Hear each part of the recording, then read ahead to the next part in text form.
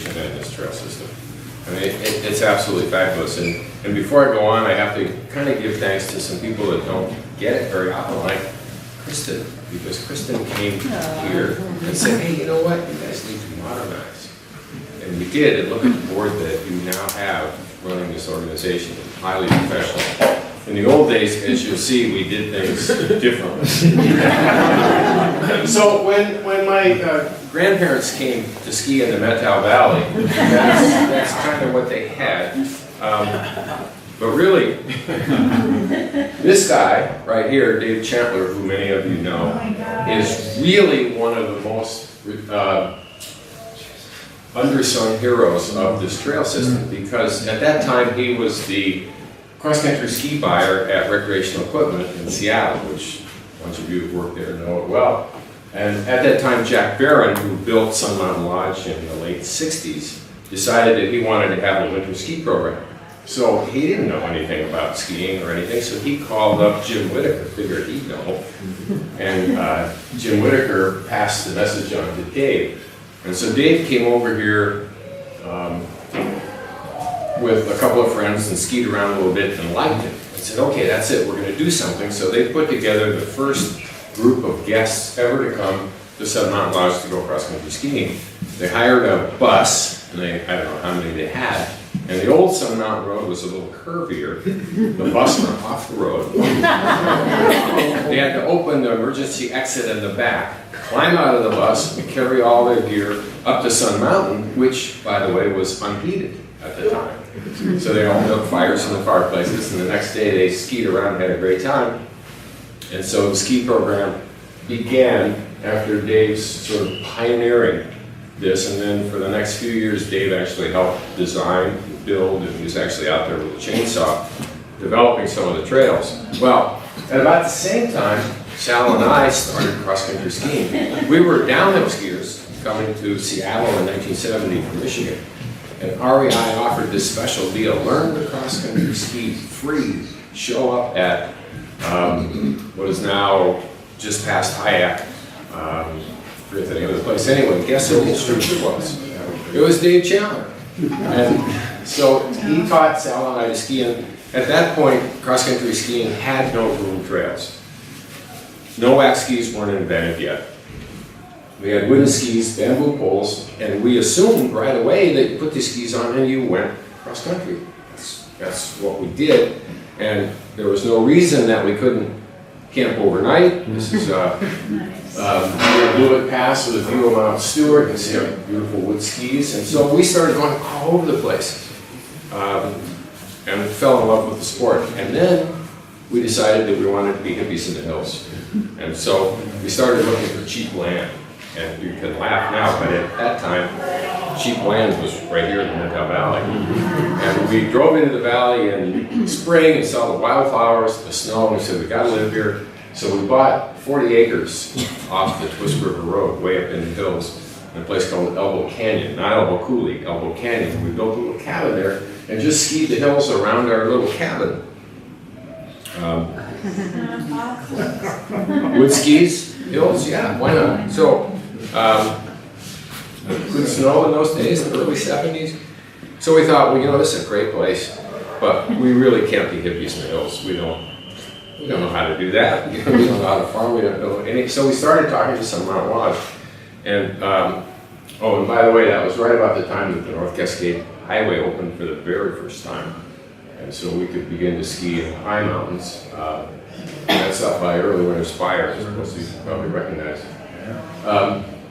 So two things happened that really helped me out. I was a school teacher in Seattle. I was a PE specialist, and the Seattle school levy failed, and they cut all the PE programs, so I was out of a job. At the same time, I was also at that time fully certified and an examiner, cross-country ski examiner for PSIA. Now, this is only like 3 years after Dave Chandler taught us. And Jack Barron was trying to get the ski program going, so I contacted him. And thanks for Chandler again, because there were a couple of people interested in Chandler. Said, you need to hire a professional. Wow, I'm certified, I'm a professional. So Jack Barron hired me And I started in 1976, which was the only time ever that the North Cascade Highway was open all winter long, and we had no snow here in the valley. So we groomed trails about, I don't know, 10 days out of the whole year, but at that time, REI was still sponsoring buses, and people would come over in this big bus, and we would talk the bus driver into driving us all to the pass. And we'd ski. This is, of course, you know, the overlook by Washington Pass. And so we would take Sun Mountain guests up there. We'd ski them into Cutthroat Lake. We'd ski into the big meadows by Washington Pass, and even into Rainy Lake. So it saved the winter. People had a lot of fun, and we could go. And then from then on, you know, we've had 40 years in a row of always having enough snow to ski. Well, our hearts were kind of in the backcountry. And I have to I should have said this before. This show, by the way, was put together for base camp. The Bondies asked for it, and they really wanted a lot about backcountry skiing. So that's why there's a lot about that in here.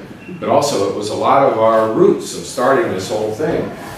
And this is Libby Hillis, you all know, and even though we were all beginning to teach track skiing, any chance we get, everybody was jumping off and trying to tele-ski on their skinny little skis. That's just off of Sun Mountain.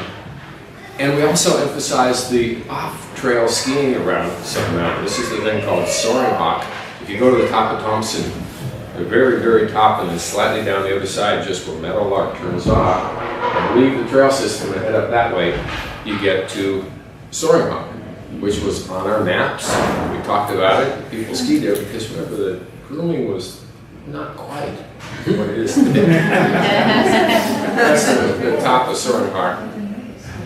And then we would ski back down. This is actually through Pine Forest, and there are a bunch of cabins there now, of course. But in those days, there were 3 cabins there. One of them was Dave Chandler's. And I actually groomed trails on some of the roads that are now part of the Pine Forest development. And I would actually groom them, and about 3 or 4 days later, I think, I gotta groom it again, and I go back there, not one person had been on that trail. We groomed all the way down into Elbow Coulee, because we figured, well, you gotta have at least 50 miles of trails, so we just groomed everywhere.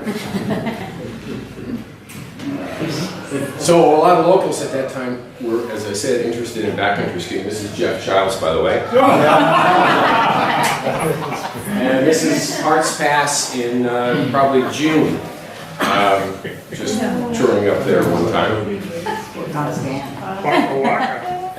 Also in those days, Telemark skiing was a big deal. And Liberty Bell Alpine Tours, which was a company we had which did river rafting, climbing, hiking, skiing, and I'll tell you about how skiing later, but we sponsored, with the sponsorship of track, we had the Mazama Telemark camps. And these happened in May, because in those days we could depend on the pass opening in May. I don't know why they could always do it then. And people would come from all over the country to learn how to telemark ski. And of course, Steve Barnett was one of the instructors. We had Rick Borkovic here once. This was kind of a big deal. And still sort of that Nordic flavor as track skiing was slowly catching on. Part of that was the final day of the camp. We would often go and spend the night. This is up, that's Stiletto Peak in the background, and that's going from the dip between Washington Pass and Rainy Pass and skiing around the corner into Powell Creek there. And you just got to point out this one thing. See this guy right here without the shirt? That's Eric Burr, and he's getting ready to take a bath in the creek. And since we began to have some snowmobiles around, we would take advantage once in a while. And it seems to be the standard now for backcountry skiing is that your biggest piece of equipment is a snowmobile, a truck, and a trailer. But once in a while, we would borrow some snowmobile and go someplace. And this is off the backside of Slate Peak. And that's Sal, your librarian, on skis about that wide. Looking good. I know. Yeah. That's awesome. Very good. So I noticed the way of Telemark skiing.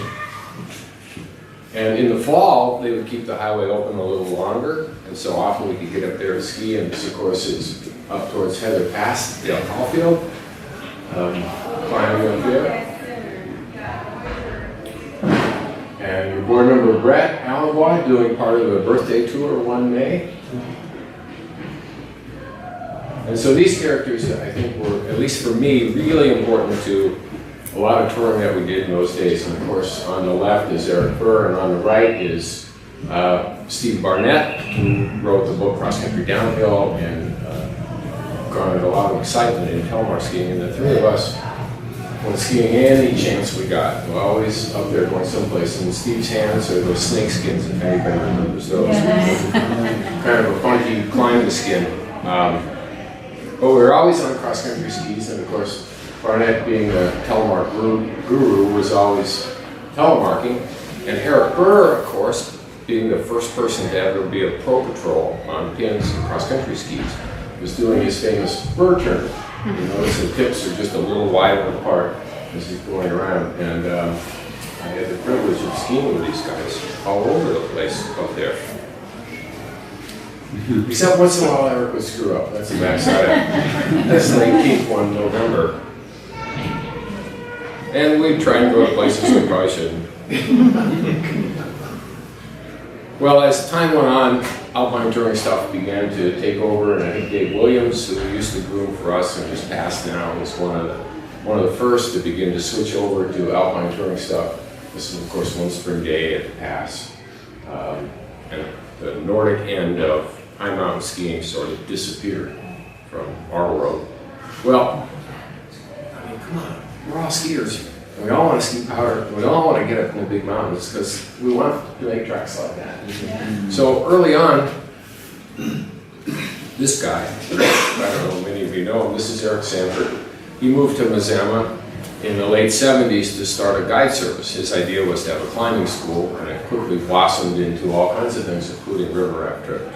And the river raft trips were kind of funny because I went down the river once and I thought it was pretty fun. So I called up Eric and said, hey, you want to do river rafting? He said, sure. So we bought a bunch of rafts, started river rafting. We had no idea how to even control the rafts. Anyway, it blossomed into something that worked, and we had a good time. But Eric decided that we should do heli skiing here in the North Cascades. And at the same time, this guy lived here. Dave Kazak was his name, and he built a house up on Stughorse. And he was a skier. He used to patrol at Crystal Mountain, and he wanted a helicopter ski. So Kazak hired this thing to do a little bit of exploration. And this is in the Sawtooths, because at that time the Sawtooths were not a wilderness yet. And in fact, the forest supervisor actually called us up and said, hey, I want you to heli ski in the Sawtooths, because he did not want it to become a wilderness. They wanted us to establish heli skiing there. So Kazak hired this little thing to do some exploring, and we decided to do an overnight trip. And we've got Gary Phillips, Lee Miller, Dave Kazak, and Scott Miller. I'm sure you recognize them all from this picture. And all we did is we hauled all the stuff in with that little helicopter, and we were going to camp there and then just ski out instead of get a helicopter ride. And this was the first of Kazak's exploratory helicopter skiing. And what we found in the Sawtooths, which is true because they're so far east, is the snow conditions are wind packed. And again, we're on Nordic gear, so we're trying to ski deciding that that's probably not a very good place. So the helicopter ski wars were going on with Kazak versus Sanford to try and get the permit from the Forest Service. And finally the Forest Service decides that there can only be one outfitter in the North Cascades. And as good a guy as Kazak was, Sanford really had superior organization. So Liberty Bell Alpine Tours became the first outfit to have helicopter skiing in Washington and in the North Cascades. And we started by using the that type of helicopter, which they still use today. And not as powerful then. Anyway, that's Eric on top, and Eric Burr is in there, and I'm in there with the gray pants. And so we got the ski powder. And we actually did know a little bit about that because we'd all gone to avalanche schools and did the kinds of things to do. Eric, of course, had a lot of experience being a patroller at Kirkwood on cross-country skis. But now, for the first time in many, many years, all of a sudden we're skiing with our heels locked out. That was bizarre. Something I really didn't do much. So we got to heli ski in the North Cascades. I got to ski the steep. I got to ski the deep. Got to ski in beautiful places like that where people go all the time. But I have to say that we were still Nordic skiers at heart. So oftentimes we would go exploring. Maybe we didn't have customers, and when we did, we would go on cross-country skis. And you can't tell from that picture, but I'm actually skiing on a pair of Poki 900s. In that picture, because we felt that cross-country skis are what you should be on all the time. So during that time, Eric went away for a while to a ski show in Reno or something, I forget what. But while he was gone, Jay, Lucas, and I, and the people that were involved in what was called the Family Sports Club first, and then that became MVSTA, which was Methow Valley Ski Touring Association in those days, decided we really need to kind of be official. So we hired this guy in the yellow jacket. Tom Perkins is his name, and he is the guy that developed Jackson Ski Touring Foundation in New Hampshire. And he knew all about nonprofit cross-country ski areas and what to do. So while Sanford was gone, I said, hey, he's gone, let's use a helicopter while he's away. And so we invited Perkins to come out and paid his way to give us some advice. And then Sal and I and Steve Farmer, who, how many of you know Steve Farmer? A few of you? This guy was amazing. Tall, strong. He and Dale Caulfield worked the Rendezvous Huts for quite a while. And Farmer was a great guy for doing that because whenever the snowmobile got stuck, he was so strong he could pick it up with one hand. Put it back on the platform. Friendly as could be, but just a little over the top, the way he would sort of take things on his own and get a little spun out of control. Anyway, we decided to fly to the top of what was we later called Whoop-de-Doo, which is up near McLeod. And our idea was, let's have a helicopter take us up on top, and then we'll spend the rest of the day skiing back down to Missoula. And while we were there, we would question Tom Perkins on how do we run a nonprofit cross-country ski organization. So we started skiing down,